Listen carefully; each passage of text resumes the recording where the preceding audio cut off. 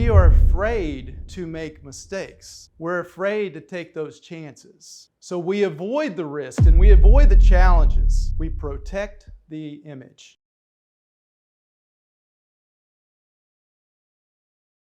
So I was 9 years old and I'm sitting in this dark and dusky feeling gymnasium. And I could smell the dust and I could smell the old sneakers. As I'm looking around, I could see the scuffs on the floor. And every single one of those scuffs told a story. And today I was about to tell another story. It's a spelling bee. And I started this spelling bee feeling really good about it. But the word was petroleum. And in my head, I had went through this word numerous times and I knew the word. But now I'm struggling and I'm not sure what to do. And I'm just standing there stressed. Because I wasn't supposed to be forgetting the word. I already knew it. I was a gifted student. I was one of those A students in an A, B, C, D, F world. And I was supposed to be special. But at this moment, I felt dumb. Like I wasn't good enough. And so I look over at Mr. Groves and I ask him, will you please repeat this word? And he says petroleum. And so in my head, I'm like, how do I stall this out a little bit longer? Could you use it in a sentence? And as he's saying the sentence, I didn't really hear it. And it was time. I was just going to have to do this. P-E-T-R-O-L.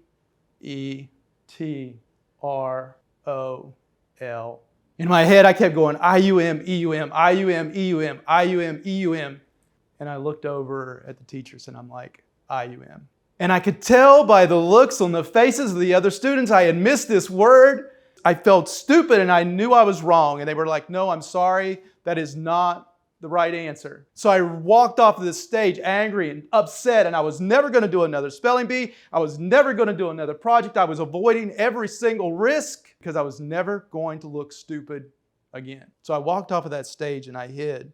Didn't want to talk to anyone. Now, Dr. Carol Dweck describes this as a fixed mindset. And in a fixed mindset, it says that we are defined based on what we have been told. So if we are an A student, we are afraid to make mistakes. We're afraid to take those chances. So we avoid the risks and we avoid the challenges. We protect the image. Now on the other side of this, we have a growth mindset. And in the growth mindset, it says that we can learn and we can adapt and we can grow to this next level. And it's okay to iterate through these failures because we will become better and better over time. That we don't start out perfect, and it's okay. So now we're going to fast forward, and I'm 19 years old, and I'm riding this bus. I'm heading to Parris Island, South Carolina. Now I'm looking around. I got my long hair, much like today. I could just see the faces of everyone, and for some reason, they look petrified. And I wasn't scared. I was like, oh, I don't know what's going on here. I was completely oblivious to the situation. So the bus stops, and I hear this squeaky door.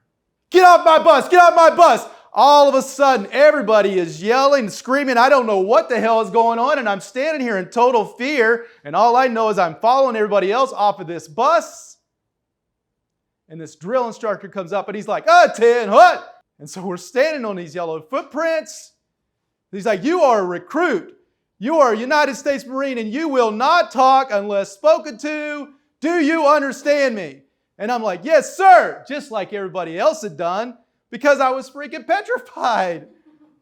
I didn't know how to respond to this situation. I didn't know what to do because as I looked around, I was just another set of eyes, just another soul. We were all the same. There were no longer any AA students. That was gone. It was gone. And that was the beginning of change for me. Because the one thing that you start to learn in the Marine Corps is that you have knowledge and courage and endurance. And all of these things are important. You have to be willing to take the chance. And over the next 3 months, you start this transformation. And when you get to the finish line and you're standing there at graduation, you are no longer in the static mindset. You're in a growth mindset and you're capable. And it's okay to make mistakes. So as the Marine Corps, and I remember I started to kind of go back into this mentality. And I didn't want to be stuck there. I didn't want to be in that moment. But for the next 20, 30 years, sometimes I was okay, sometimes I wasn't. I am now in my 40s. And I had done a great job on this first duplex, and I had made tons and tons of money on it. I was feeling great about myself. Because again, I'm that A student. I was really smart. I knew what I was going to do. I just jumped into it and made it happen. But here was the thing. I hadn't really kept those systems in place. I was just winging it because I knew I could make it happen. So this second real estate deal, I was feeling good about it. I knew I was going to make money. And all of a sudden, I get this phone call. And I can remember I'm talking to my property manager, and it was the same feeling I had at this spelling bee. It was this gut punch. And she's like, JD, there's been a flood. And the entire bottom of this duplex is filled with water. We're not talking about an inch or two. We're talking about the whole bottom floor was filled with water. It's completely destroyed.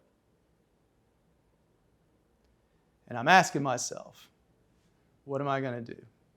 I can't make it through this. But then I started thinking, what had changed? And so I knew I had to implement systems. I knew that I had to take this as an opportunity to grow, to improve, to evolve. And so I started finding mentors. And I started reading tons of books. And I started pushing myself to actually gain the knowledge to, again, not just be that A student, but to actually evolve and learn and take this as an opportunity to grow. And so on that next real estate deal, I didn't make those mistakes. I had become a better version of myself. I had learned. I was using that growth momentum to become better. And it was okay. And so I became very, very successful because of that. And I started making tons and tons of money because I was actually putting systems in place, but that wasn't the end game. The end game was I became a better version, and I always knew that I was going to be okay taking the next opportunity, and I was always going to be okay with a failure. So what I want to ask you is this. What is your spelling bee moment? Was it a spelling bee? Was it not getting the man or woman of your choice or being afraid to ask them? And where are you sitting with it today? When you think about those opportunities that you let pass you by because you have fear, because you're not willing to iterate through some failures, because you're not willing to take that chance. And what I'm going to ask each and every person in here is, in the future, where do you want to be? Because as I'm listening to some of the conversations as I talk to people, I know that you have places you want to be in the future, and now's your time. No one else is going to get there for you. It's completely up to you.